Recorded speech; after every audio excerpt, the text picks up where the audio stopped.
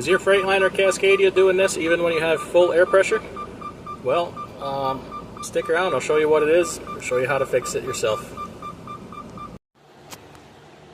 Alright, this is what you're going to need here. This is the brake drag switch. There you can see the part number. This part number is good for several model years. Alright, and then also there's an updated wiring harness that comes with it. Once again, depending on the year of your truck. This wiring harness is not cheap. So there's what it looks like there and there. You can get all this. Today's video is going to be sponsored by finditparts.com.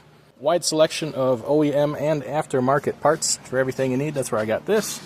They're also good at helping you find part numbers if you call them. Use code DIYSemi20, DIYSemi20, and get a discount off every order over $200. So here's what we're going to work with today. I took this center panel off here. Let me zoom out. There we go. There is a panel that sits here like this, up in there. It's just 3 screws, one there, and one in here, T25. And then this center panel here has 2 screws to just take out, and you're in business.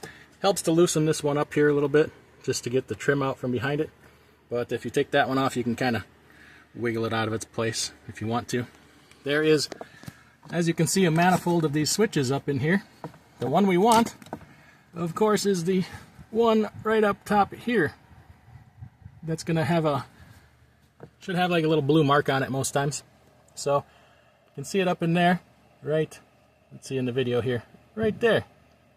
So I'm not going to be able to videotape taking that out because that's just too tight for me and the camera at the same time.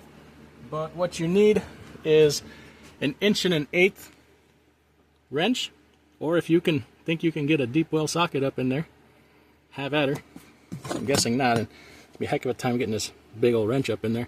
But anyway, I'm going to pop that out, disconnect the wires, and I'll show you the difference between the old one and the new one. Alright, we got the old one out here. I'll confess, it's a little tight up in there. There's a little pain in the butt to get out, but just unplug the wire first, and then, counterclockwise to get it out. Here's the new one. As you can see, here, let me see if I can show you the ends here for a second. Well, the ends are slightly different. Thus, the upgraded wiring harness, this round end here, plugs into the new one, and then this end is the same as the plug that came out of the old one there. So, as you can see, they're going to match up on that end. Then this end goes into the new sensor. Yeah, she was a little tight up in there.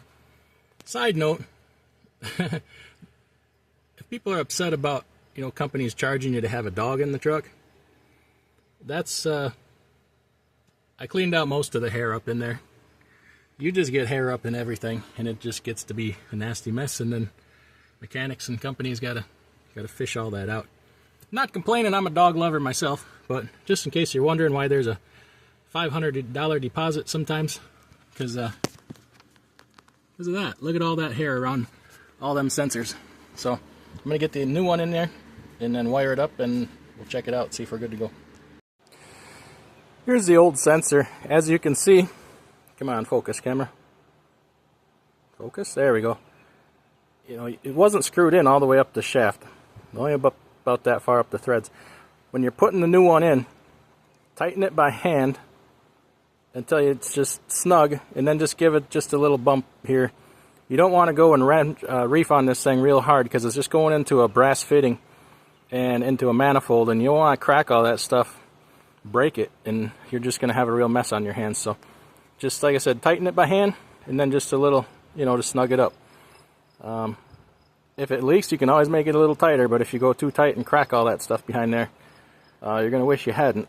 So the whoops, I lost all my light in here. You can see the new one up in there. Pretty blue thing there. And job's complete. Let me test it out before we call it good.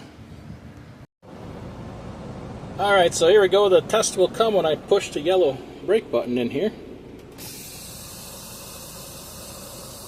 Ah, look at that, no alarm. You can see we're up to air pressure, and no alarm's going off. Before, as soon as I push that button in, she just started chirping at me.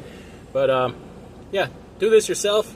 Save, shoot, at least an hour. I don't know what they're going to charge for labor on this, but a minimum of an hour, so that's 200 and some bucks, and then shop supplies, environmental fees, this fee, that fee, and that other fee you won't be paying, and then you'll be good to go.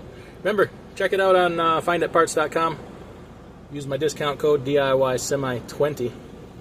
Just about any part you need on there. And if you can't find part numbers, call them up.